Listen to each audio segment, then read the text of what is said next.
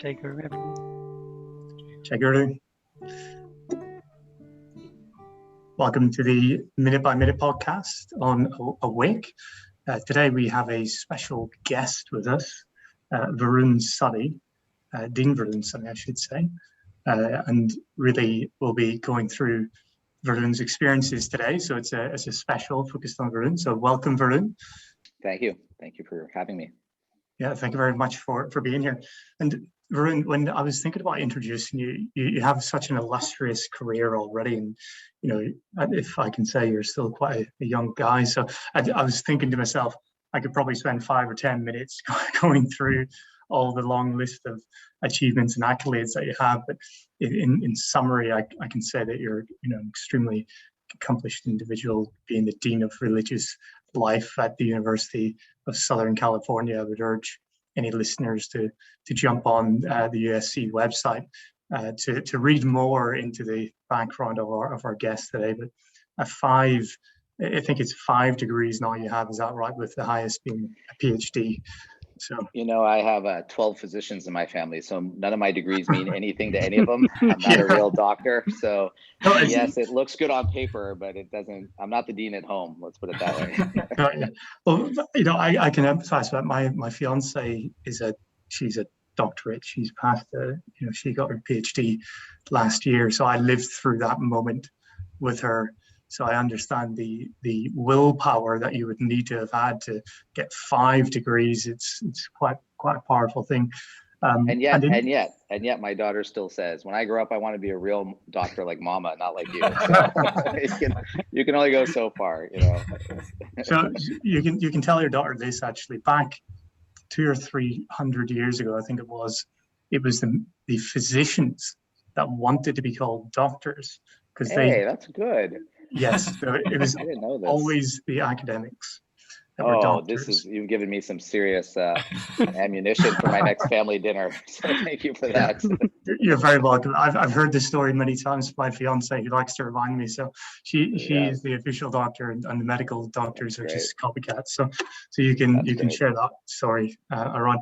But I was reading through your history, and what struck me was that you were born in India, raised in Southern California, and you have family on 5 different continents, and collectively they represent every major religious tradition in the world. And what popped into my mind was Yogananda's teaching on environment versus willpower, and how he says that you need to be careful about your environment because often it's stronger than your will.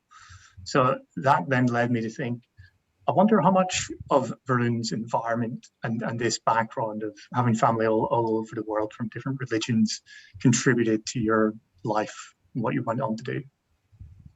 Yeah, thank you for that. Such a great question. I think it is fundamental to who I am.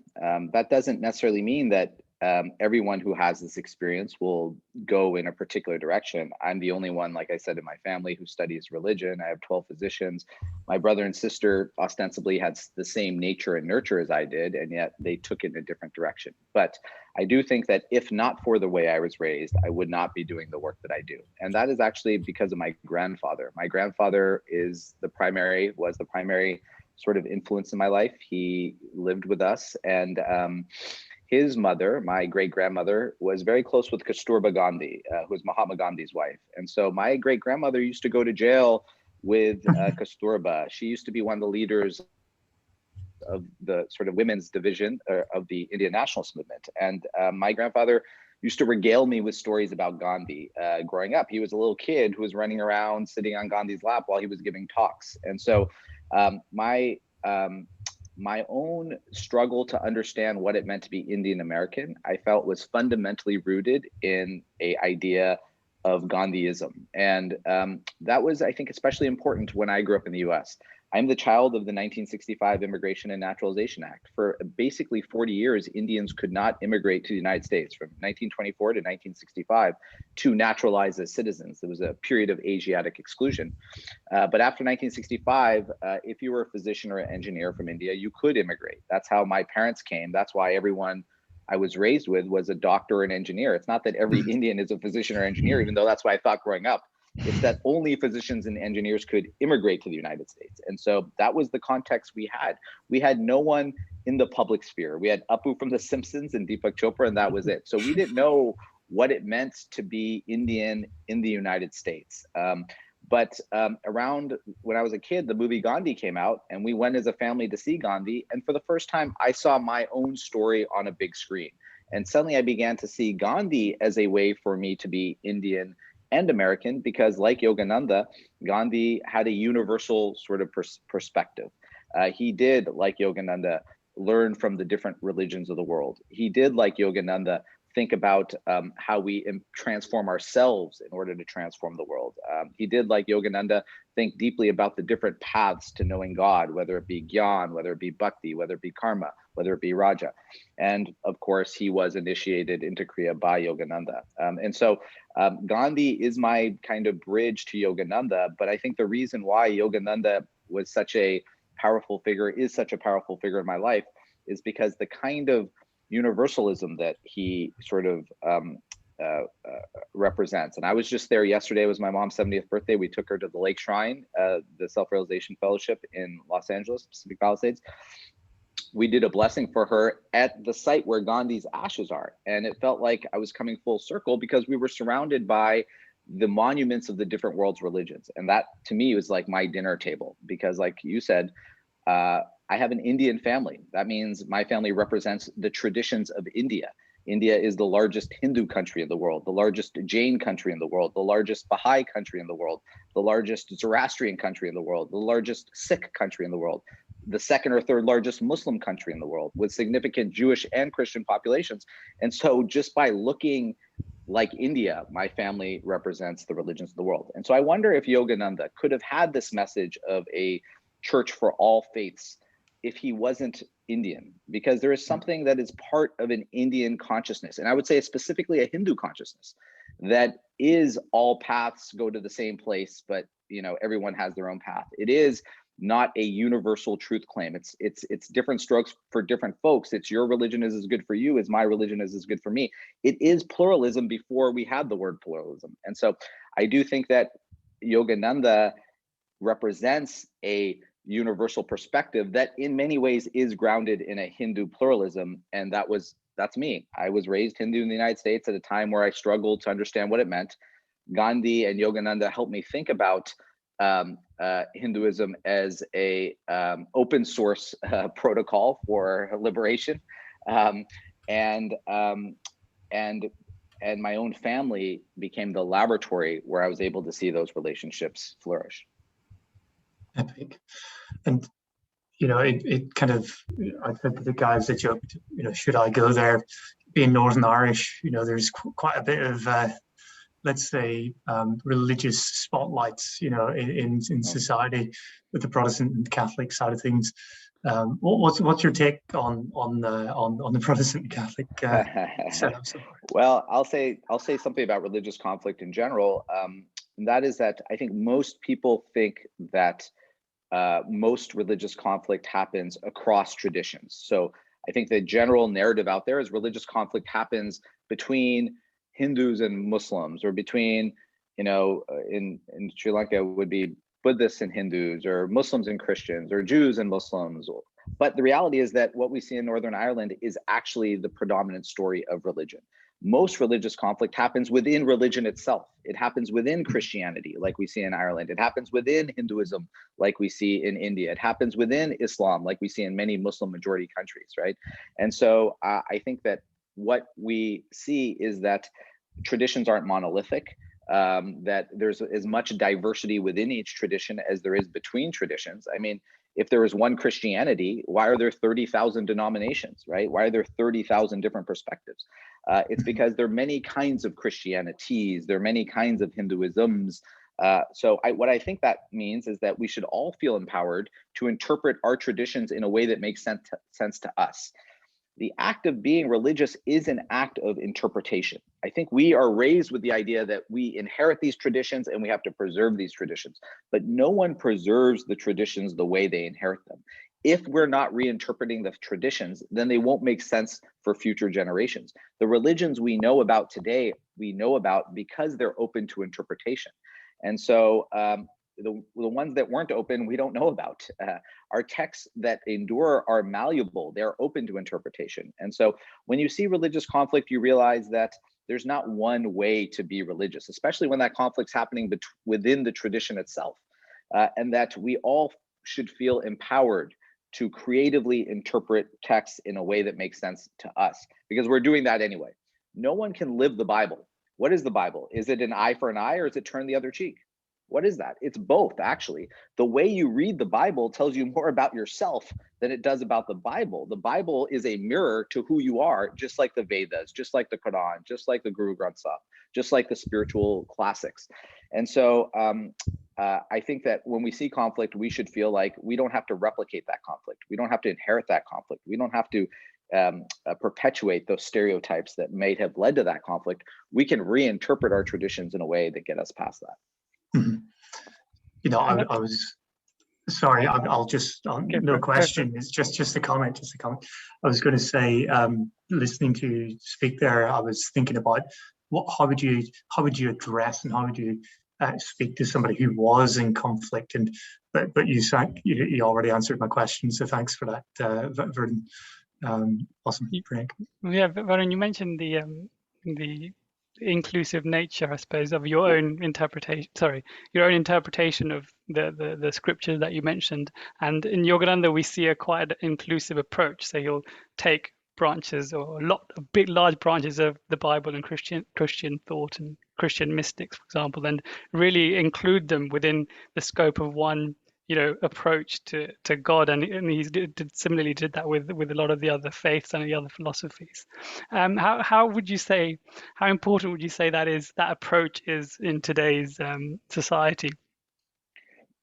I think it's critical. I think Yogananda was operating on two levels, and we can learn from the way he was operating. The first is he knew he was coming to the West, and he knew that he was going to predominantly be speaking with Christians.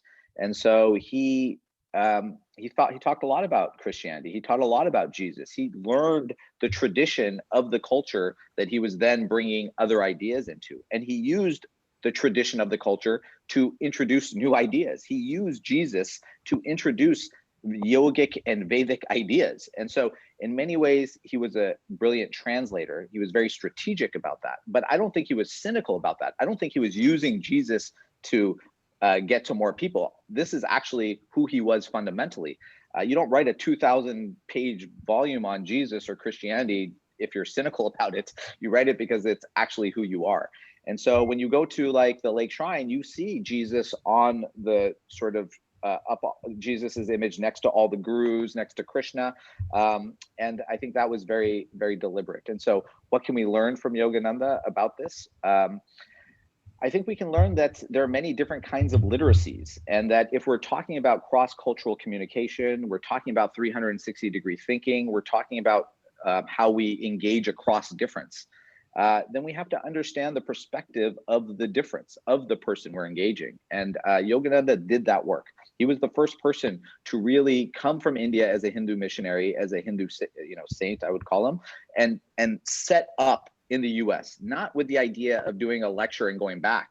Vivekananda had come, others had come, but they'd always gone back. Yogananda came, he stayed, he was committed to being this translator. And the fact that, the Self-Realization Fellowship is growing still. It's one of the only monastic orders in the world that continues to grow, and it does it without a visible leader. I think is testament to his idea that at the end of the day, you have to know the details about sort of the different cultures and people you're engaging on the one hand, and on the other hand, you have to hold as a fundamental truth that there is something that connects us as human beings. So even though he knew about Christians, Muslims, Buddhists, and Hindus, he came back to universal truths that connected Christians, Hindus, Muslims, and Buddhists. And some of those truths are the truths of seeing yourself in each other, seeing God in each other, and serving God by serving each other. That's a truth that most religions can sort of support and get behind. And he invited people into the conversation by the way he used language, and by the way, he used his literacy across the faith traditions. And so that's what I try to do at USC. At USC, I oversee more religious groups than anyone in the country. I oversee almost 100 religious groups. I oversee more chaplains than anyone in the country. I oversee over 50 chaplains representing every faith tradition. We even have a humanist chaplain for atheists and agnostic students. And so we're super inclusive, but I take my cue from Yogananda. I try to support students in the specificity of their faith traditions, but create a framework for understanding how we're all connected. And I think that sense of how we're all connected has never been more important than it is now. Because now we're in a social media age where the differences are amplified, but the similarities are muted. And we can live in these echo chambers where we never have to engage difference. And so I think if Yogananda were to see that, he would probably be disappointed that a new technological landscape that could talk about unity is too often focused on division. Varun, you mentioned Yogananda as being a translator, and maybe he's also like a mediator between the different faith groups. But in your own experience at USC, do you talk a lot to young people, and you are pretty close to, I would say, the pulse of time. How would you say is the state of things there? Is it like is all lost for the future, or is there a youth out there that is willing to compromise and see the other viewpoint and see a kind of a great vision? Yeah. So that's a great question. I think there's something that keeps me up at night, and there's something that gets me up in the morning. Let me tell you what keeps me up at night. What keeps me up at night is that I have seen over the last 10 years of doing this work, a full-blown mental, emotional, and spiritual health crisis for young people. It gets worse and worse every year. The rates of depression and self-harm have doubled amongst college students in the last 9 years. 65% of college students in the United States will tell you they're so anxious that they're having trouble functioning. 65%, that's normal now, that's baseline. What it means to be a young person is to be anxious to the point of non-functioning. 1/3 are wrestling with depression, and 10% have contemplated suicide over the last year. On a campus of 50,000 students, think about the numbers that I see. It's overwhelming, and it gets worse, and it gets worse, and it gets worse. And I think there's a few reasons for that. But at the heart of it, what I find is at the heart of the mental health crisis of anxiety, depression, and suicidality is a spiritual health crisis of loneliness. Our students are really lonely. Their social media is actually antisocial. Long before COVID took them away from each other, their phones took them away from each other. Our students are the first digital natives in human history. They've compared their real life experiences with the Instagrammed, idealized lives of their friends their entire lives. Their entire lives, everything they look at tells them they're doing something wrong, that everyone's figured it out but them, that they don't belong. And that sense that they don't belong has led to an enduring crisis of loneliness. It's not just me. This medical company, Cigna Health, did a survey, and they found that the loneliest people in the United States right now are not the eldest, but the youngest, and especially 18 to 22-year-olds. What does that mean? The loneliest people in the United States right now are college-age students, right? And so this is what keeps me up at night, that we have a generation in crisis. This is a generation that is largely, almost majority now, 50% unaffiliated with religion, as opposed to 2% of their grandparents. So they don't have the same meaning-making structures or frameworks to think about their place in the world, or an ethical framework in which to engage the many challenges that their generation faces. And so that's what keeps me up at night. What gets me up in the morning, though, is that this is an extremely empathetic generation. They care a lot about each other, way more than my generation cared about one another. This is a generation that was raised with the idea that you shouldn't bully one another. This was a generation that's raised in a social justice environment, a generation that isn't going to stand for environmental degradation, isn't going to stand for police brutality, isn't going to stand for income inequality or the abuse of animals. And so it's a generation that is really determined to solve, to name, to frame, to interrogate the problems that they're facing today. Here's my overall concern about this, is that as they try to change the world as previous generations have, they don't have the same kind of spiritual community that previous generations had. My great-grandmother was part of the Indian nationalist movement. The Indian nationalist movement was an interfaith movement, a multi-faith movement of Hindus and Muslims and Sikhs and Buddhists and atheists and Jews and Christians who all came together around a common goal. My wife is from South Africa. She was raised under legalized racial segregation. She grew up under apartheid in an Indian-only neighborhood until she was 18. Her family, my family in South Africa, was part of the anti-apartheid movement. The anti-apartheid movement was also a multiracial, multi-faith movement of Muslims and Christians and Buddhists and Hindus, etc. The American Civil Rights Movement was a multi-faith spiritual movement grounded in love of people of different faiths. And so if we have a social justice movement that is not grounded in love, that is not grounded in spiritual community, that is not grounded in an ethical framework that brings people from different perspectives together, my sense is that young people are going to burn out. They need each other, and I don't think they have each other. And that's the fear. So what does that all mean? It all means in this context that the teachings of Yogananda have never been more important, because the teachings of Yogananda don't require a faith identity. The teachings of Kriya Yoga give, I think, students tools without requiring a particular perspective or on God or text or tradition. What I love about Yogananda's teachings is he embraced the idea that spirituality is a science that can be tested over time. It's a spiritual technology. The reason meditation exists is because it works. We have 3,000 years of testing, retesting, hypothesizing, and confirming. It is the scientific process. This idea that somehow spirituality is different is just not true. That's a very Western idea. But in India, it's the same thing. There is no difference between religion and science. It's a way of being, living, and seeing the world. It's empirical. You test it. If it works, then you do it. If it doesn't, then you don't.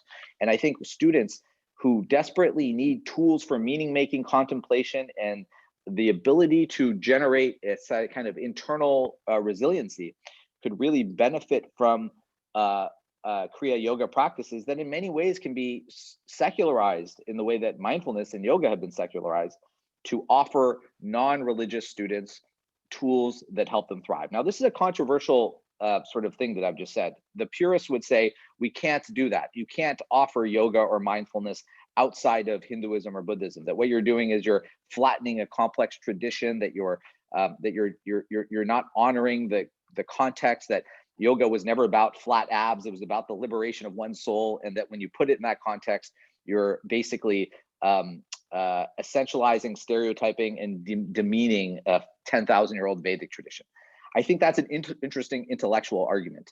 I don't have the luxury of an intellectual argument as the chaplain, because I see students who are dying every week because of suicide and accidental drug overdoses, students who are desperate for meaning-making connection. I will try anything to help students, regardless of whether it's been secularized or not, taken out of context or not, or offered in a way that the purists might not appreciate.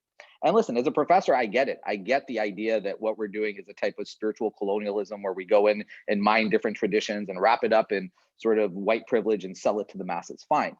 But I need that, because I need something to help students who are really struggling.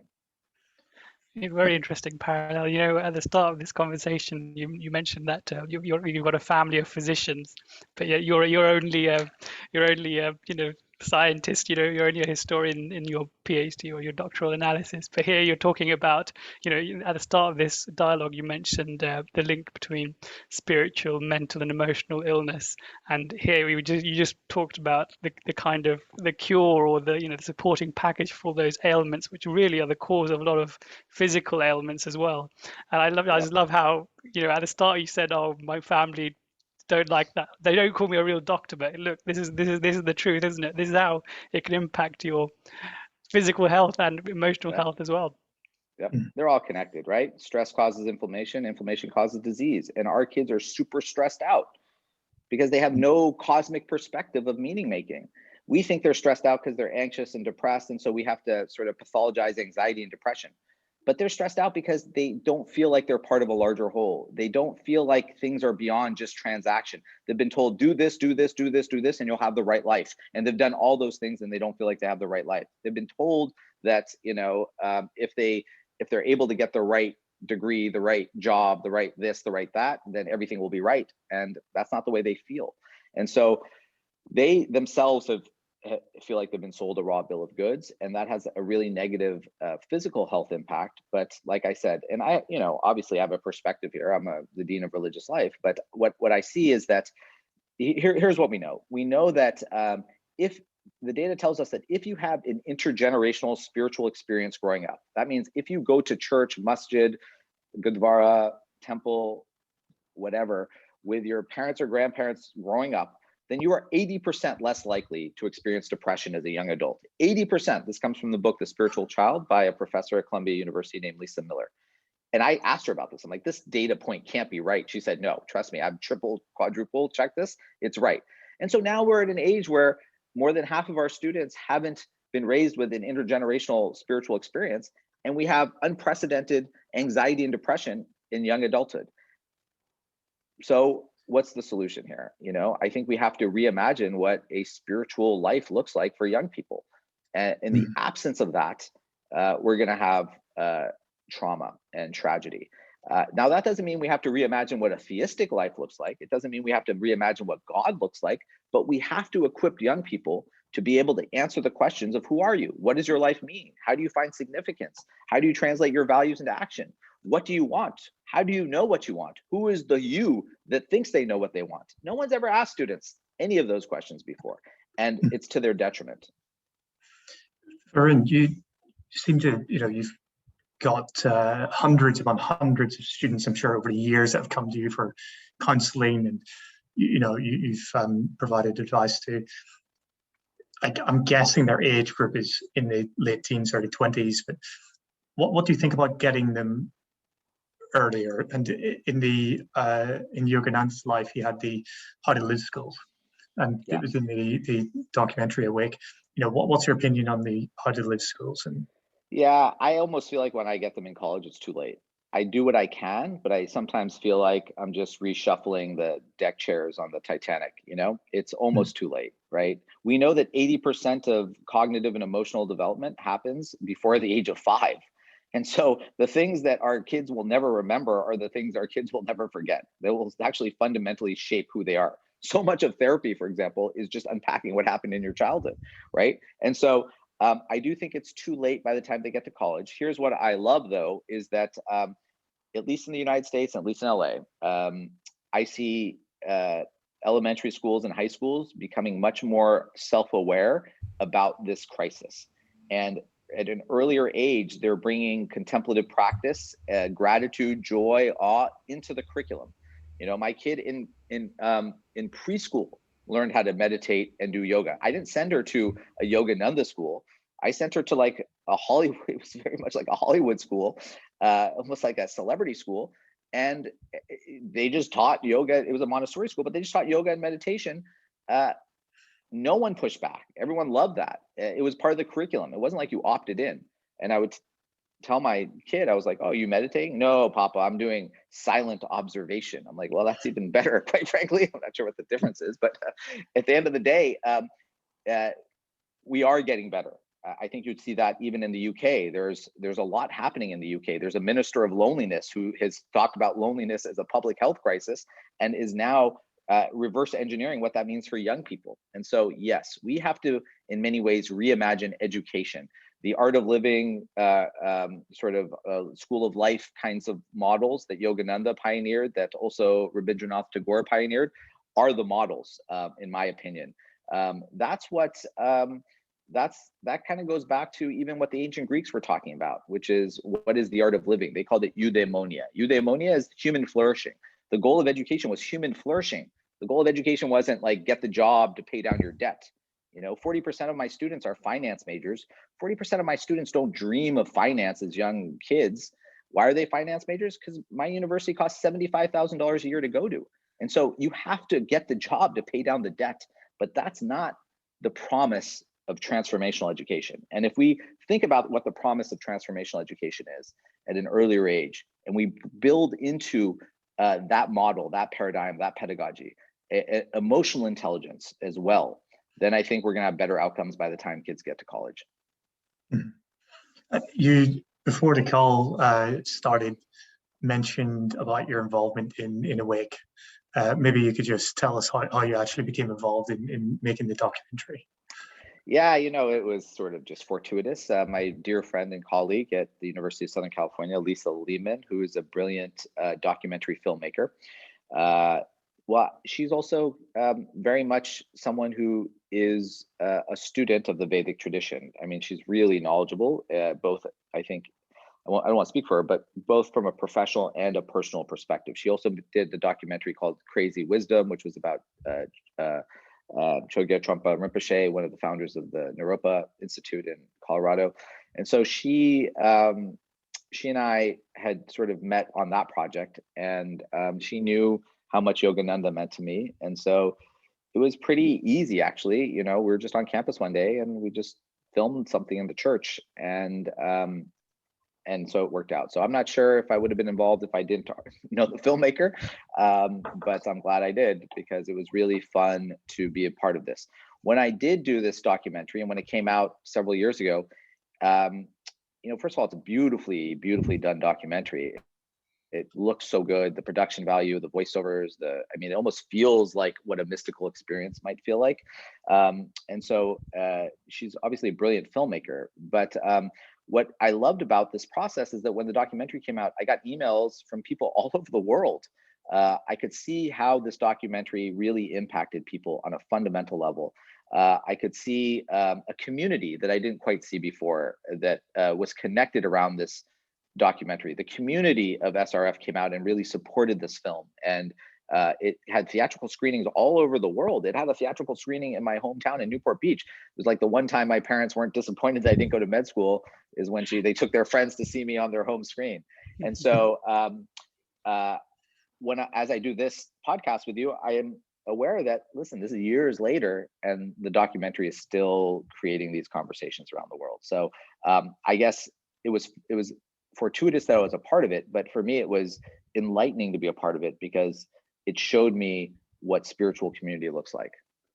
You mentioned Lisa knew how much Yogananda meant to you, and hence she had no hesitation in involving you in the project. Please describe to our listeners what Yogananda currently does mean to you in your life.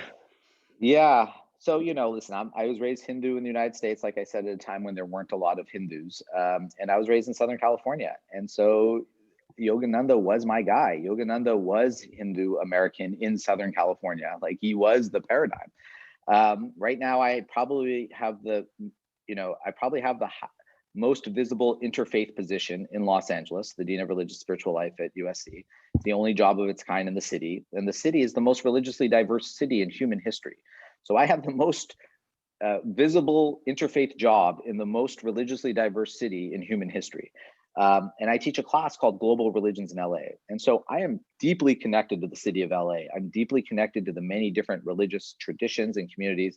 And I teach it, and I take students all over on field trips.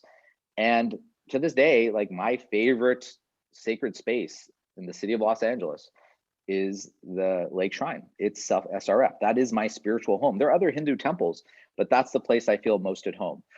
Why? Well, it doesn't look like the traditional Hindu temple that my parents might have gone to in India. We have those. There's one in Malibu that's beautiful. It doesn't look like even the ISKCON temple that I was raised in, the Bhakti temple, which I love. But once again, that could be a temple that you could go to in any city in the world. ISKCON temples are very similar in every city. The Lake Shrine is something unique in and of itself. There is nothing in the world that's quite like it. Yesterday was my mother's 70th birthday, and her 70th birthday wish was that we go to the Lake Shrine where she could get a blessing with her grandkids and her kids. And so as a family, just 24 hours ago, I was standing at the Lake Shrine with Brother Satyananda, who oversees it, and he gave us a blessing at the place where Mahatma Gandhi's ashes were buried. There it is, the full circle. My family, a Gandhian family, my mother, an immigrant of this country, on her 70th, as she's looking over her Hindu American life, to be at that place to get that blessing in the presence of Gandhi's ashes in Southern California, which is our second home. So the question to me isn't, why does he mean that so much to you? The question to me is, how could he not have meant that much to you? I don't know if I had a choice. He was just there for me when I needed him. In the documentary, I think you appear 3 times, and you do speak very, very powerfully. And when you're here, I guess, you know, it would be remiss if we didn't, you know, talk about some of the content there that you were involved with, and one of them was the death of God, and reconceptualizing the divine was how you put Yogananda's mission, really. But what to you is the reconceptualization of the divine or God in this instance? Well, I think what Yogananda taught us as Westerners, that is very intuitive as Hindus, is that God is within us, right? That namaste, right? The divine within me acknowledges and salutes the divine within you. That that divinity is a reflection of a larger divinity. That to serve God, we serve each other. That the way to find God is to look inward, not outward. That's where Kriya comes from. That's where contemplative practice comes from. It's not an outward journey, it's an inward journey. To me, that reconceptualization of God, which wasn't reconceptualized from a Hindu framework, but reconceptualized within a Western context, is one of his great legacies in the West. And what I think he encouraged people to do is to, I don't think Yogananda was in the business of proselytizing or conversion. What I think he inspired people to do is to find the God within them from the faith perspective of their own faith traditions. What does it mean to be Muslim and see the God within you? What does it mean to be Jewish and see God within you? What does it mean to be Buddhist and see the potential for Buddhahood within you? What does it mean to be an atheist and see the potential for goodness within you? That empowering act of looking inward, coupled with tools that help you look inward, you know, to me is how we reconceptualize God. That God isn't out here, that God is in here, and that you can access God firsthand. I mean, that's what mystics have told us for a long time, but Yogananda gave us the tools to understand what that really meant. This kind of sounds like a very universal message that is not polarizing at all. But oftentimes, I feel like sometimes it's a problem of labeling, because when especially young people are confronted with religion, they take a stance that they are more skeptical. But when they hear about spirituality, they go like, "Oh yeah, that sounds interesting. Maybe we can do that." And do you feel like this kind of message, like, because you mentioned this science versus religion before, do you think this could be, and I believe fundamentally that those two need to be married up again. Like, do you think maybe spirituality and science can be married up again into something that is like a philosophy for the future for young people? Yes, I think in India, that's just the way people are raised. I think in the West, you said it right. I think it can happen in terms of integration of spirituality and science. I don't think in the West it can happen in terms of an integration of religion and science. And this is an important, I think, semantic distinction. 50% of our students say they're not affiliated with religion, but 75 say they're spiritual, right? 75%. So most students will say they're spiritual more than they're religious, or that they're spiritual but not religious. And so I think the word religion can be a trigger, a negative trigger for a lot of students. And that word can preclude them from engaging in a spiritual practice that can actually be helpful to them. And so, what I see with young people is that they walk away from religion because they're walking away from the institutions of religion, not because they're walking away from the teachings of religion, right? They're walking away from the institutions of religion because they have distrust on those institutions. They feel like those institutions have not lived up to their values. If you're a 20-year-old, what have you seen of religion? Terrorism, anti-LGBTQ rhetoric, patriarchy, casteism, other kinds of religious violence, conflict, the covering up of child abuse, right? All of those things have happened in religion and have been institutionalized in some way or another. So of course, young people will look at these institutions and say, you preach love, you say God is love, and all we see is violence, all we see is subjugation, all we see is oppression. Young people were raised with the idea that if it bleeds, it leads, it gets the front page, and if it bleeds in the name of God, it's the front story. Like, they're not raised with stories about liberation theology, about religions funding hospitals and orphanages and social services, about religions who empower young people, about religions who are against LGBTQ violence or casteism, etc. those aren't stories that ever sort of get into the public sphere, even though those are also stories about religion. So they get one side of religion and they're turned off by the institutions. I don't think they're turned off by the teachings, but they throw the baby out with the bathwater. And so what I think Yogananda can offer is a understanding of a universal spirituality. The Dalai Lama talks about this a lot as well, a secular set of values or ethics that we can, a universal responsibility that go beyond the dogma or institutions that they're rejecting and move towards what they're looking for, which is a sense of meaning and purpose in the world. And here's, I think, a good example of that. We know meditation has been something that has brought its practitioners a sense of joy, a sense of release, a sense of meaning. But only now, over the last 20 years, do we have the data to prove that. Suddenly, we have a science of mindfulness that proves what we've been talking about for hundreds of years. We have a science of joy. We have a science of gratitude, a science of prayer, not a spirituality.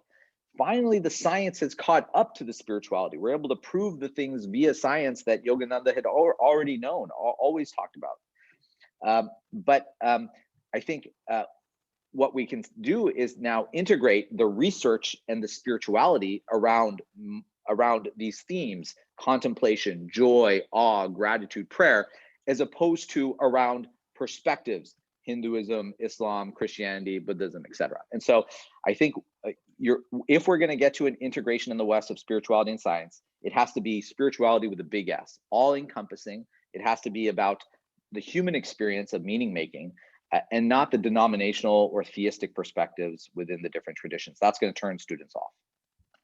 Varun, are you doing any research, or are you helping coordinate any research in that area? Yeah, we are. We're running massive mindfulness and yoga programs and sleep programs. We trained 10,000 people last year in mindfulness program, probably another 1,000 in different yoga practices.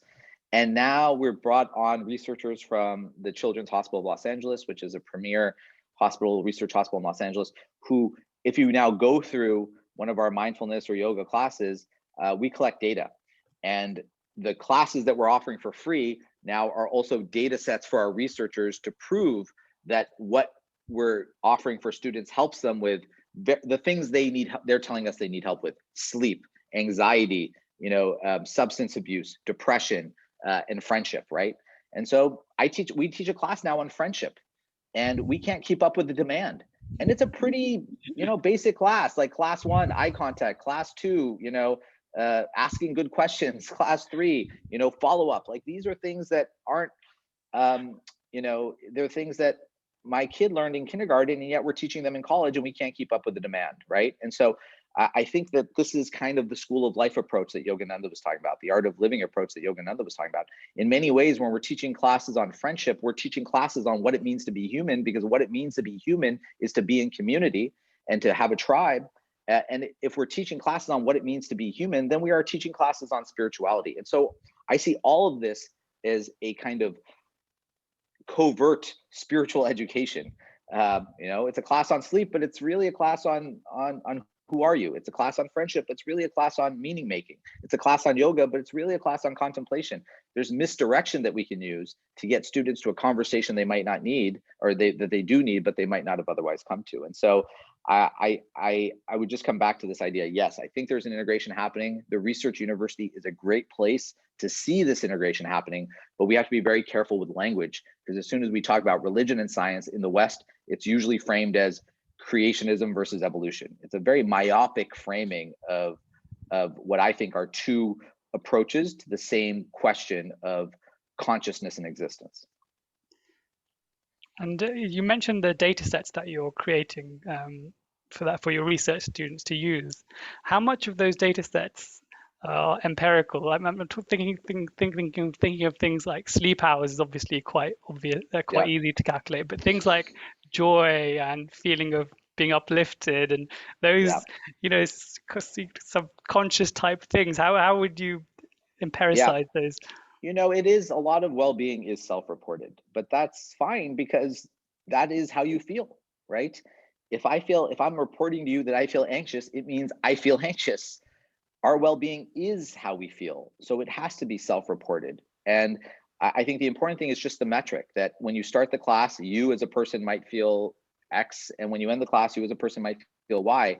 You yourself are self-reporting the whole time, but because you yourself have seen that journey, you can see how these tools might be helpful. And so when you're talking about well-being for young people, there is no objective measure. It is subjective because it is self-reported. But I don't think we should demonize self-reporting. Our experience of the world is inherently subjective. If we feel like we're flourishing, we are. And if we feel like we're not, we're not. It doesn't matter what the world tells us. It matters what we feel. Interesting. There was a comment made by Phil Goldberg, one of our esteemed guests, in a recent minute or special that we recorded.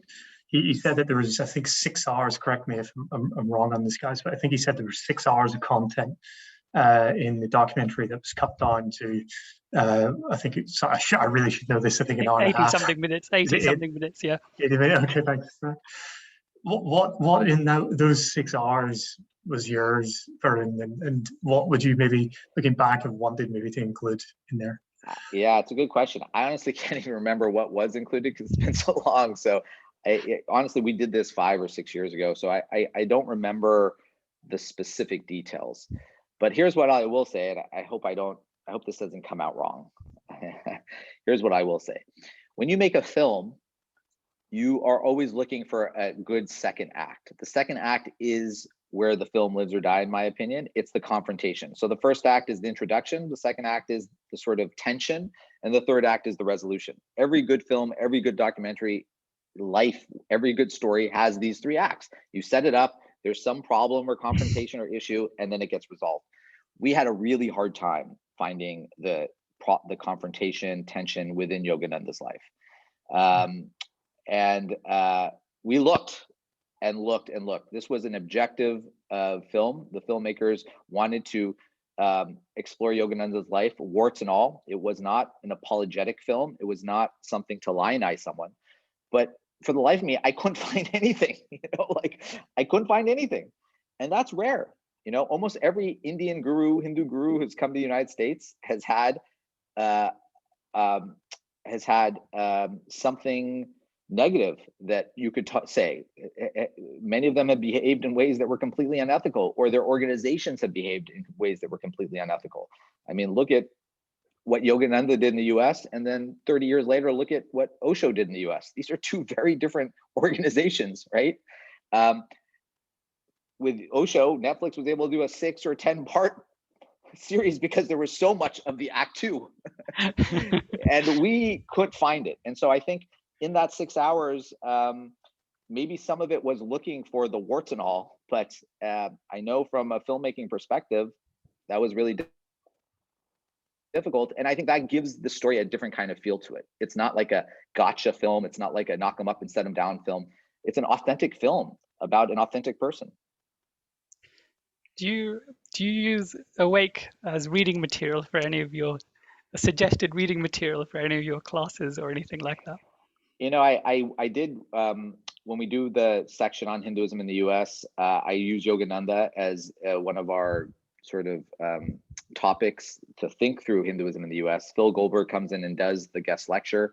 I do assign stuff from his book, and then I assign the film as well. And so, and excerpts from Autobiography of a Yogi.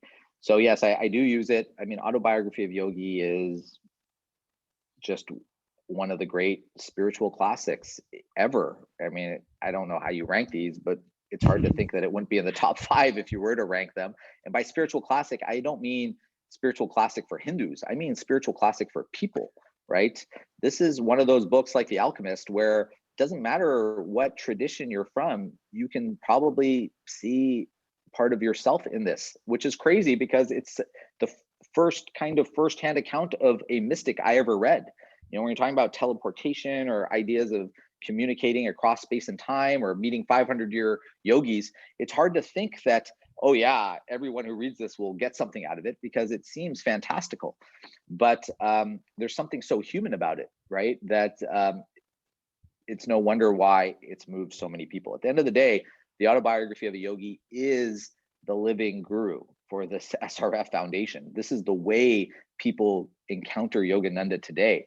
And so it's no wonder that it's had the influence that it's had across space and time. And I think after the movie came out, like sales of the book exponentially increased. And so that's what I love about what you're doing. The movie drove people to the book. The podcast will drive people to the book.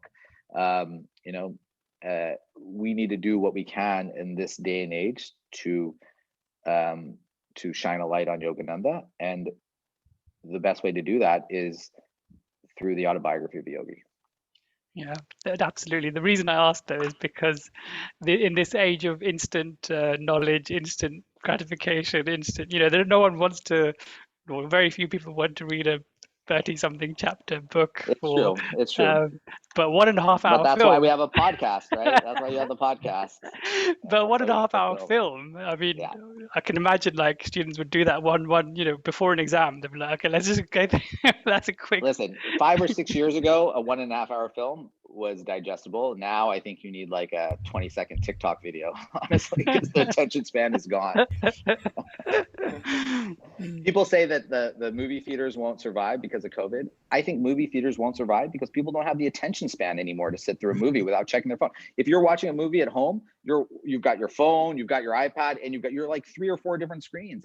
Who now can go and sit for 90 minutes without reaching for their phone, especially during COVID where we've become so tethered. So I think that the attention span is, has changed in a way that we need short form content, to really push this out. You would find it to be, if you had a TikTok, I've never been on TikTok, so I don't really know what I'm talking about. But if you had a TikTok channel where you pushed out one quote from Yogananda every day, you would probably have as much impact on spreading his message as anything you could do right now in the world to promote Yogananda. Food for thought, Varun, because I'm doing a lot of social media things for a local center here. Yeah, that's definitely food for thought. Short form content. That's my suggestion. Varun, I know we promised a 1 hour cutoff point today, so I want to be mindful of that and just kind of flag that to the guys and offer up some questions to kind of round off this conversation, because it's been really, really enjoyable. And I want to thank you again. And if I can just jump in, I'm sure you guys we probably have enough questions to last another hour or two, to be fair. But you mentioned some of the things that you're doing. You did accomplish last year, which sounds fantastic. 10,000 people to join the mindfulness classes that you did during COVID, which is pretty epic. What are some of the things you're doing and working on in 2021 and beyond that you can promote? So we see the crisis of our campus and really of our country as a crisis of belonging. I said that UK and also Japan also recognize that loneliness is a public health crisis, that if you're extremely lonely, it's the equivalent of smoking 15 cigarettes a day, that it's a predictor of premature death, etc., that it causes stress, which causes inflammation, which causes disease. And so we're focused on this idea of loneliness. And so instead of bringing in a director of loneliness, because no one wants to go to the loneliness class, we reframed it and we just appointed a director of belonging. And so her sort of job is to think about what does it mean to belong on a campus of 50,000 students representing 150 different countries. And so we're doing all sorts of stuff. We have classes on friendship. We have these things called campfire conversations where you just meet with friends. You put your phones in the center. There's an app which creates a campfire on your phone. So it's like you're sitting around a crackling campfire, but you don't have to go through the fire marshal. And the phone is out of your hand and you have a conversation about something meaningful or important. Essentially, all I'm trying to do at this point in time is bring people together in intimate community. I'm trying to make a big place feel small. And I think that's going to be especially important in the fall.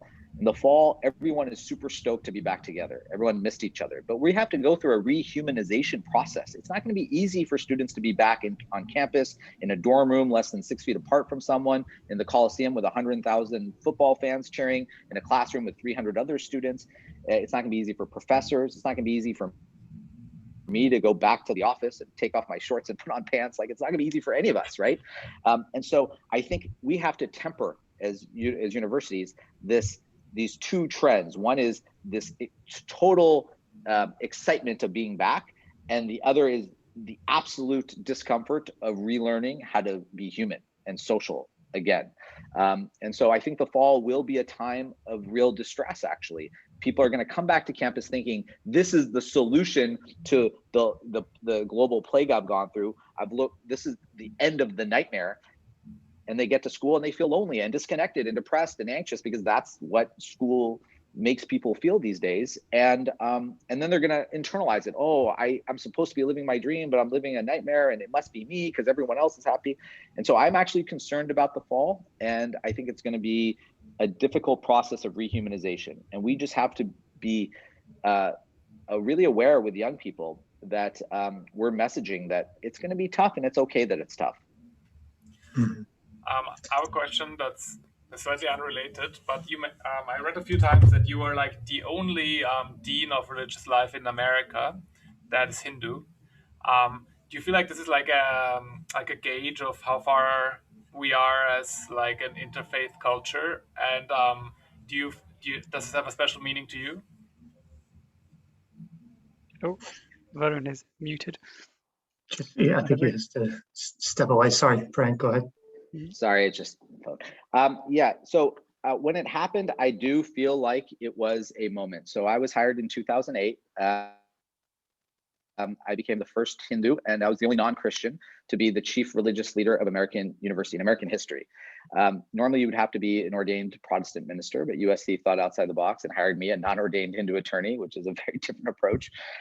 But I got to say, it was 2008. And there was hope and change in the air. And Barack Obama just got the nomination for president at the time where I was a candidate.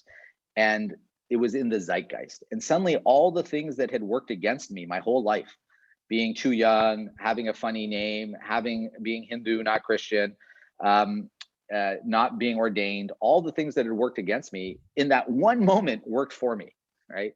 And so I would like to think that this was a time of change. But in the 12 years since I have been appointed, there have been dozens of other university chaplains and deans of religious life who have been appointed.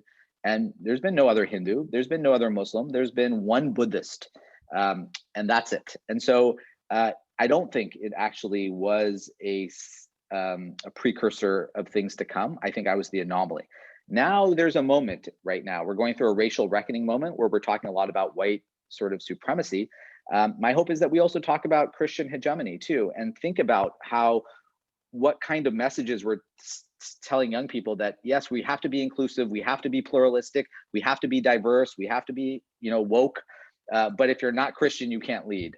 That to me doesn't seem that woke, quite frankly. And so I think what's really important is that I am the chaplain who happens to be Hindu.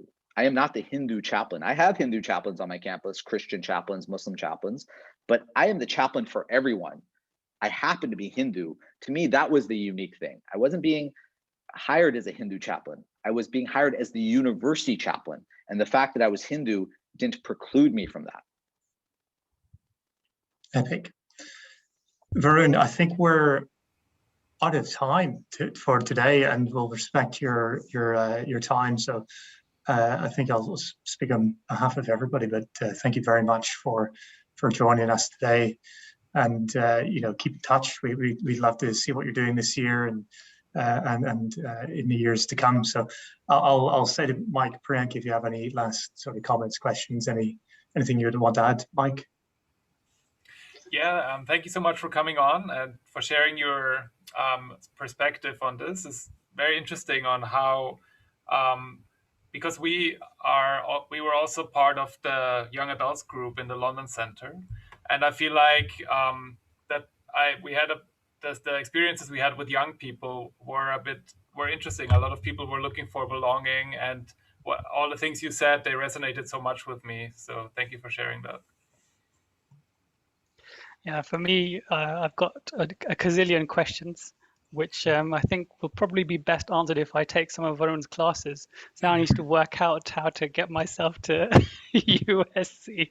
Thank you so much, Varun. It's been absolutely fantastic having you. Thank you, gentlemen. It's been a great morning for me. I wish I could wake up to this kind of conversation every day. So thank you. For now.